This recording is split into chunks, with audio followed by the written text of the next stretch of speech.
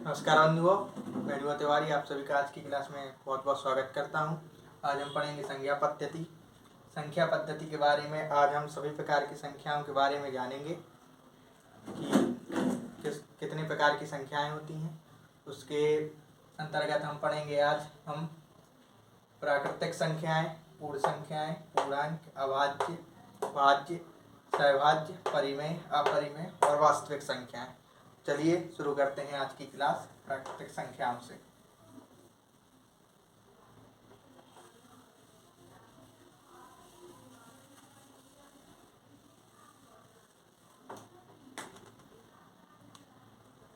जैसा कि नाम से ज्ञात हो रहा, प्राकृतिक संख्याएं मतलब नेचुरल नंबर्स 1, 2, 3, 4, 5 से लेकर अनंत तक की सभी संख्याओं को हम प्राकृतिक संख्याएं कहते हैं। मतलब 1 से स्टार्ट होकर 2, 3, 4 सभी संख्याएं अनंत तक की प्राकृतिक संख्याएं कहलाती हैं। अब आते हैं पूर्ण संख्याओं पर। पूर्ण संख्याएं प्राकृतिक संख्याएं चालू होती हैं 1 से, पूर्ण संख्याएं चालू होती हैं 0 से, क्योंकि शून्य के बराबर संख्या पूर्ण नहीं मानी जाती है, इसलिए ये 0 से स्टार्ट होती है। 0 से लेकर अनंत तक की सभी संख्याओं को हम पूर्ण संख्याएं बोलते हैं।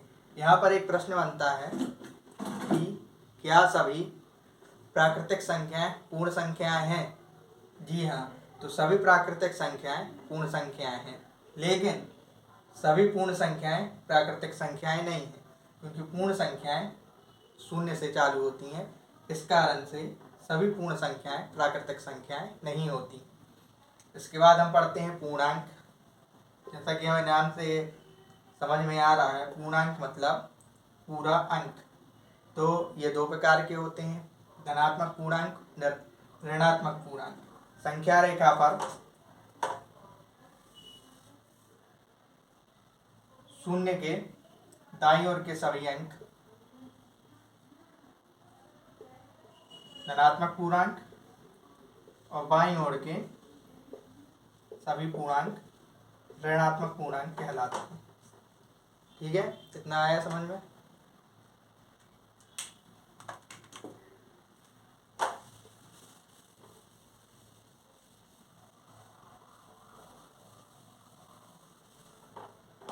इसके बाद हम पढ़ते हैं अभाज्य संख्याएं।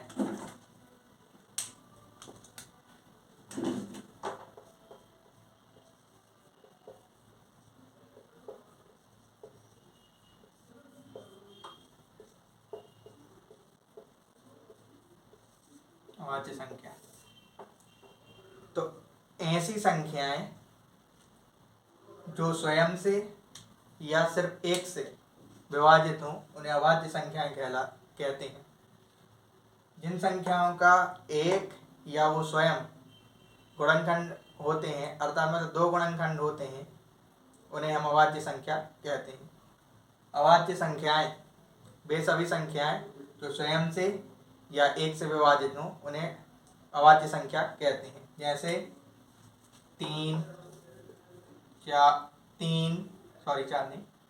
5, 7, 11 आदि।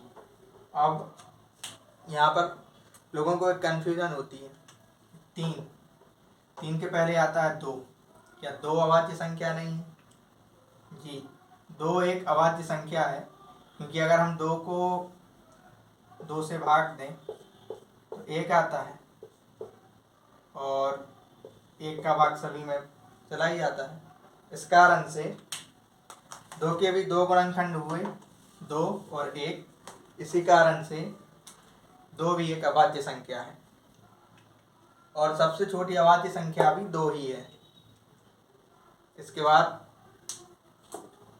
यहाँ पर एक प्रश्न बनता है कि यहाँ पर एक प्रश्न बनता है कि 1 से लेकर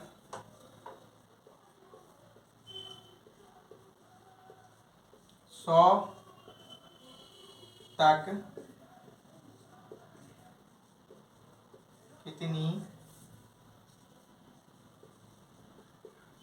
अभाज्य संख्या है। ये आपको याद कर लेना। 100 से लेकर 1 से लेकर 100 तक 25 अवाच्य संख्याएं हैं। आप सीधा याद कर लेना उन्हें। चलिए अपन काउंट करके भी देख लेते हैं कि 1 से लेकर 100 तक कितनी अवाच्य संख्या है। 1 से 10 तक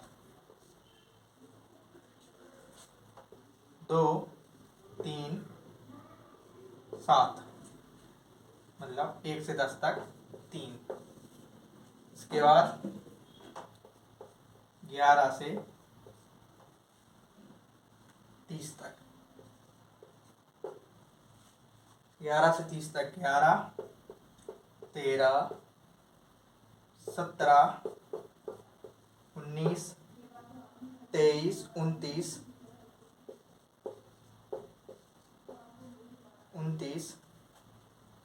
1 2 3 4 5 6 11 से 30 तक 6 अवाच्य संख्या है। अब 31 से 50 तक, तो ये तो है 31। इसके बाद आता है 37 41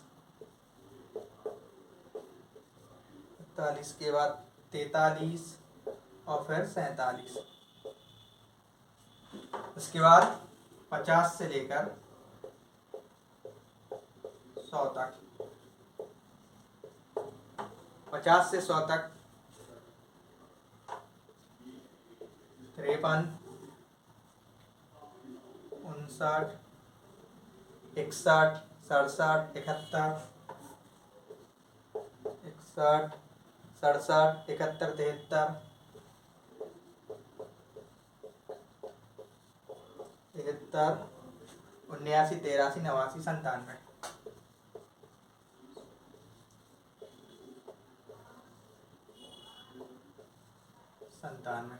31 से 50 तक 1 2 3 4 5, और 50 से 100 तक 1 2 3 4 5 6 7 8 9 10।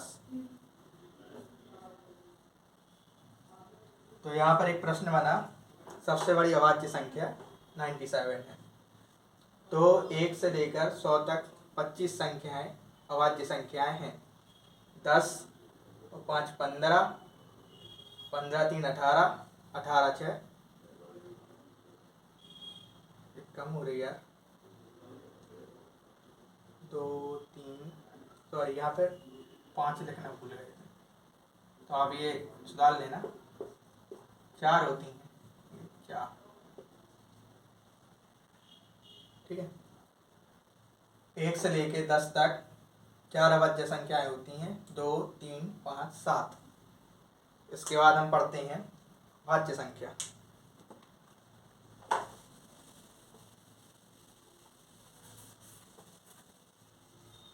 वे सभी संख्याएं जिनके 2 या 2 से अधिक गुणनखंडों वाच्य संख्याएं कहलाती हैं। जैसे 4 को अगर अपन किसी संख्या से भाग दे, मान लो 2 से भाग दे रहे हैं, तो ये 2 बार कट गया। इसी प्रकार 6 8 9 10, आप आगे देखते जाइए।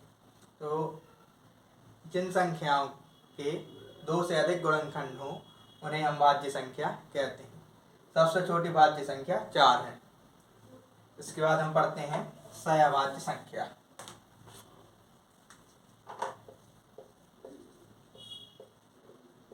सहवाच्य संख्या ऐसी संख्याओं के जोड़े या समूह जिनके गुणनखंडों में 1 से अतिरिक्त कोई और गुणनखंड ना हो, उन्हें सहअवाच्य संख्या कहते हैं। सरल शब्दों में हम बोल सकते हैं कि जिन संख्याओं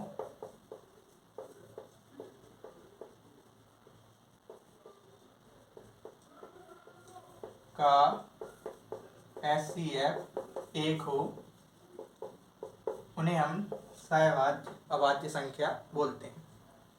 जैसे 2 3 3 5, इनका ऐसे आप निकालेंगे तो एक ही आएगा। इस कारण से इन्हें सहभाज्य संख्या बोलते हैं।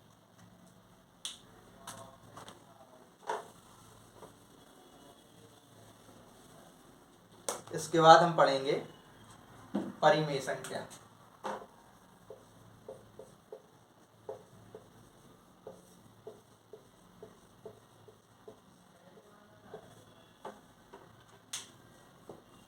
ऐसी सभी संख्याएं जिन्हें हम P/Q के रूप में लिख सकते हैं परिमेय संख्या कहलाती हैं।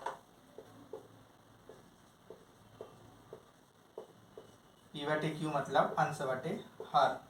यहाँ पर एक कंडीशन है कि Q 0 के बराबर नहीं होना चाहिए। जैसे 2/5 ये एक परिमेय संख्या है, लेकिन 2/0 परिमेय संख्या नहीं है, क्योंकि Q 0 के बराबर नहीं हो सकता है। इसके बाद अपरिमेय संख्या।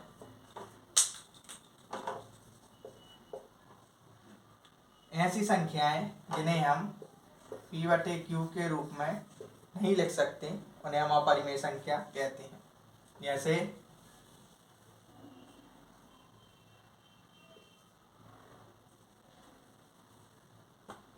पाई, जी हाँ, इसका सबसे अच्छा उदाहरण है पाई। पाई को हम P/Q के रूप में नहीं लिख सकते, क्योंकि जो पाई का मान होता है 22/7, बहुत से लोग बोलेंगे कि पाई का मान 22/7 होता है, ये इसका परफेक्ट वैल्यू नहीं है। ये अपन ने माना हुआ है कि लगभग इतना होता होगा, इसलिए पाई, सभी रूट वाली संख्याएं, ये सभी अपरिमेय संख्या के अंतर्गत आती हैं।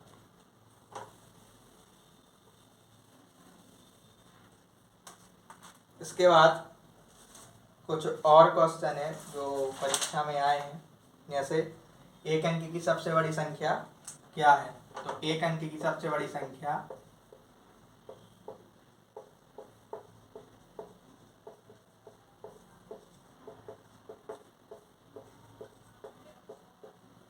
9 है।